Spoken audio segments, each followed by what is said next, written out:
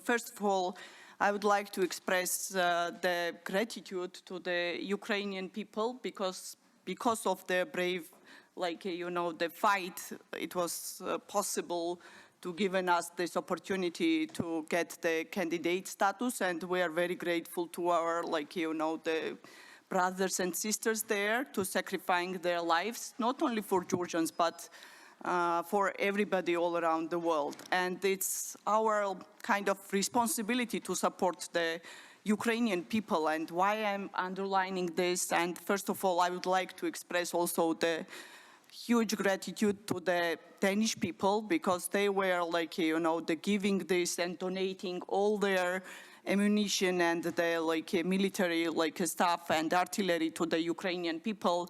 It's really, really the biggest gesture of the solidarity, and also the the example, great example to follow everyone, because we were observing later of this that the Swedish government and some other countries also expressed their the big solidarity on this regard, and thank you so much for Danish people for this. And also, why is important, and why the 85% of with the recent polls, the Georgian people thinks that the war in Ukraine is their war, because we were the first victims of the Russian invasion, and unfortunately at that time the world was not enough united to defend the very tiny Georgia.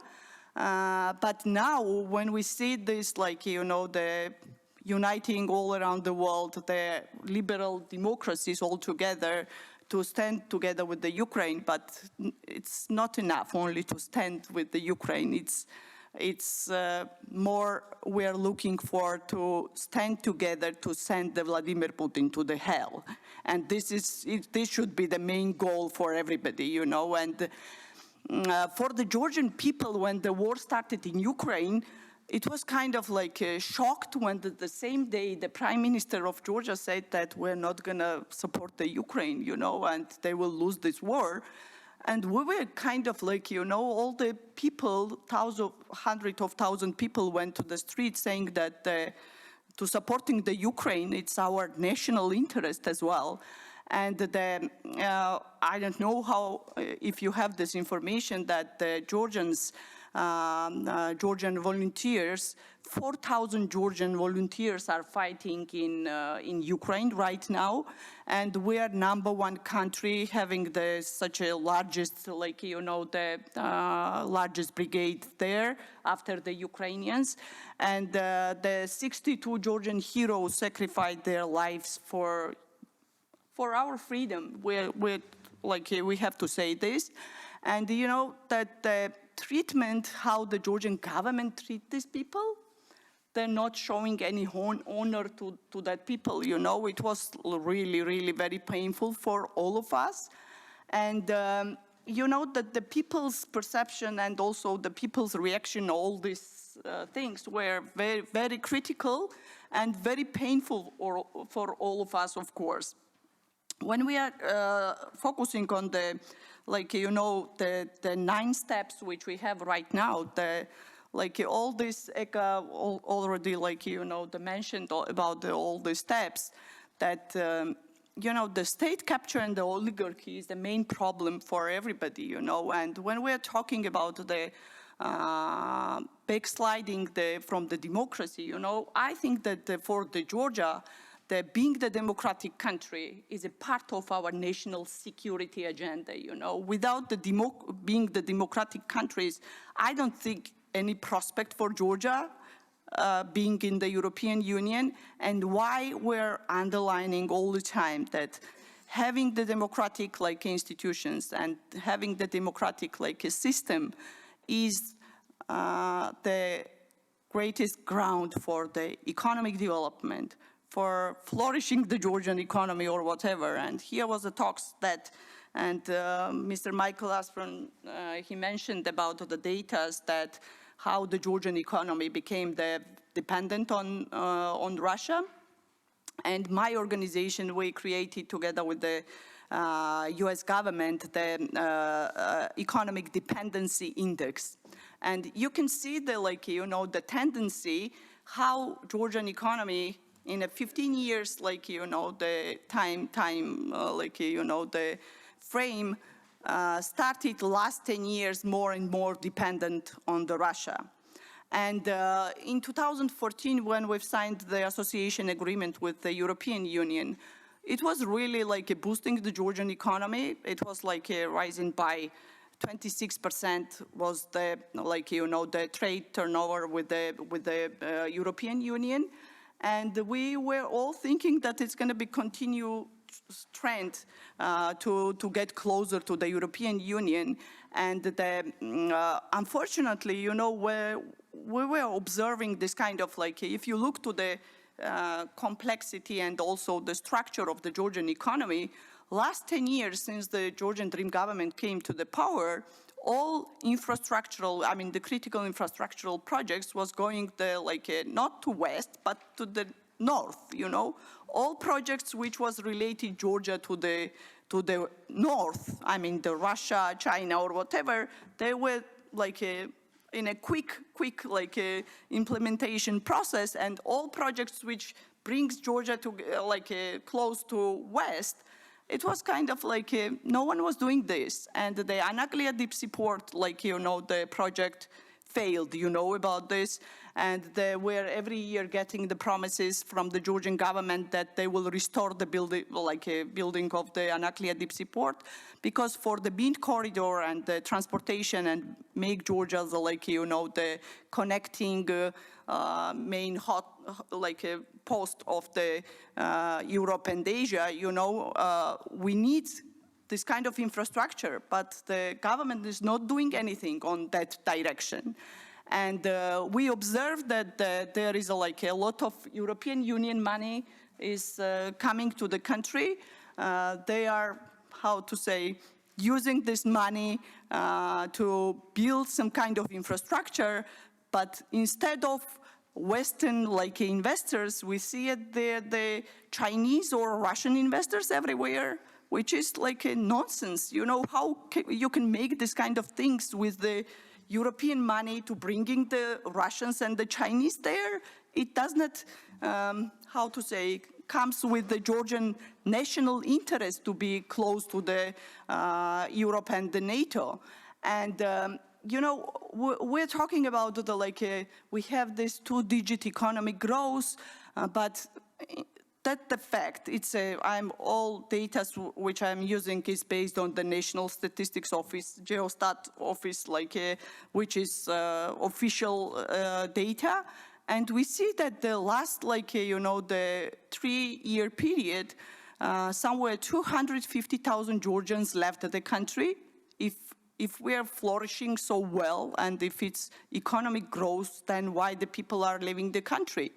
And, you know, also we were talking a lot about that, because since the war started in Ukraine, the Georgians are benefiting from the Russia, having the trade with the Russia. That's not correct, because all this economic growth based on the consumption. I'm an economist and can explain in details if you are interested, that all these people and immigrants who are coming from Russia, bringing this, the kind of a suitcase money in the country, and at the same time you have a two-digit, the inflation rate, and your unemployment rate is increasing, and the people is getting more and more poor.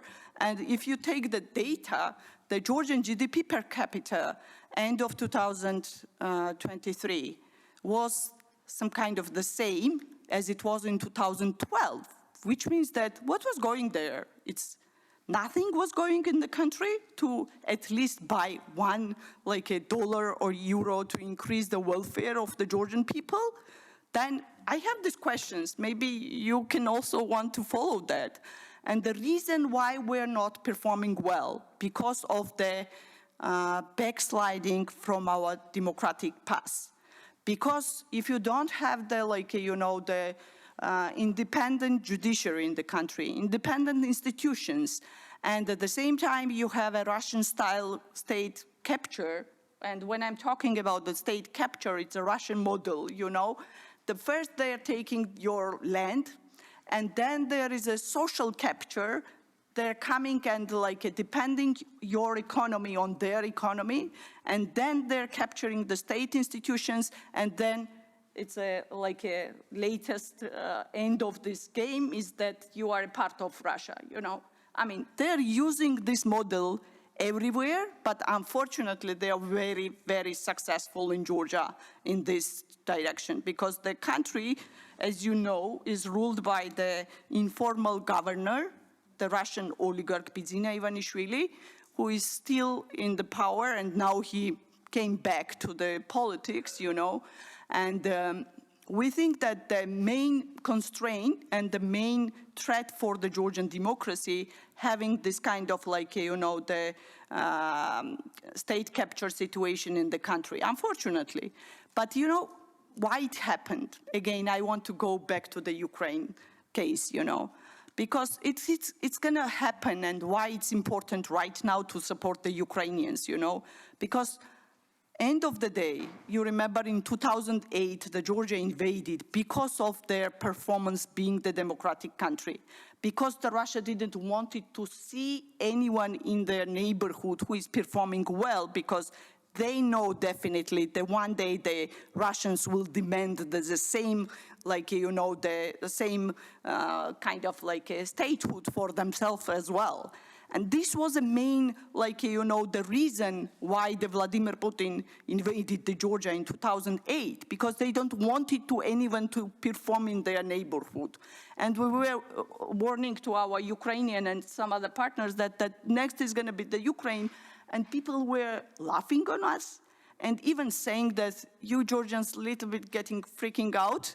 Because, I mean, unfortunately, that was the case. And it took the European Court of Human Rights, unfortunately, the 13 years saying that not Georgia, but Russia started the war.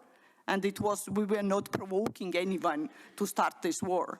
Unfortunately, that was the case. But now the situation is changed, and we got this candidacy status, and we know that this process being the closer, to the European Union accession process itself, gives us a lot of opportunity in terms of the develop our economy, because all these different instruments of the accession process, it's somewhere a 14.5 billion, the EU assistance, the instruments, is going to be a booster for any economy, and especially the Georgian economy, if the right institutions and the proper institutions are on place.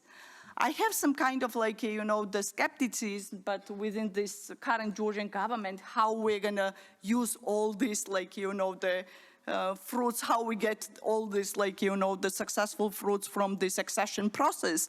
But again, just to continue the ECAS, the emotions or the ideas on this regard, that I believe in Georgian people, because all this, at least last 2 years, we were in a constant resistance with the government, and all our actions, I don't know, you can say that we are not perfect. We know that we are not perfect, but at least our heart is on right place, and we do our best to make Georgia really democratic part, and also not to being only the a recipient of the assistance from you guys, but also contributing with our with our possibilities to being the very decent member of your family, because we think that, and all Georgian society and all, when I'm talking about the Georgian society, I mean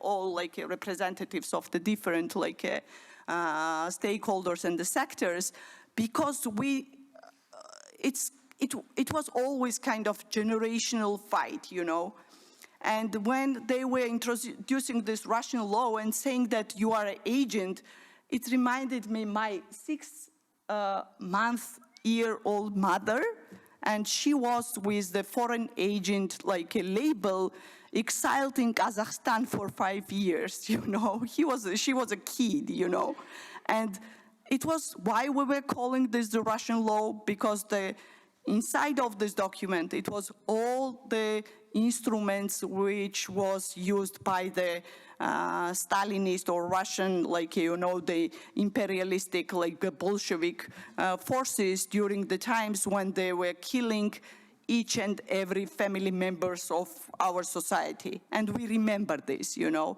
and this is not the past which Georgia have to follow, and why we're all the time as a society resisting to the Russian threats. And we will continue to this till the victory, and the election are coming, and we will, I'm pretty sure we will show you the rest of the Europe that we can make the changes with a peaceful, very democratic, like, you know, the way. But also we need your support to having the like open eye on us, because we need your advice, recommendations. You went through this, you know, and we're just starting and having the lot of like challenges around us. And first of all, the Russia, who is a main challenge to our country. And and also I just want to like, you know, underline that all this false dilemma of the polarization is kind of like, you know, it's kind of a sign of the disease. It's not an illness. Illness is a state capture, you know, because of that, all this polarization or disinformation campaigns going against the civil society organization. I have to say that I don't know, I'm labeled as a, like, you know, the foreign agents who want to drag Georgia to the war and having the second front. Who cares about what the Georgian government says? Because it's our country and we have to stay in a democratic path. Thank you so much, and hope during the question and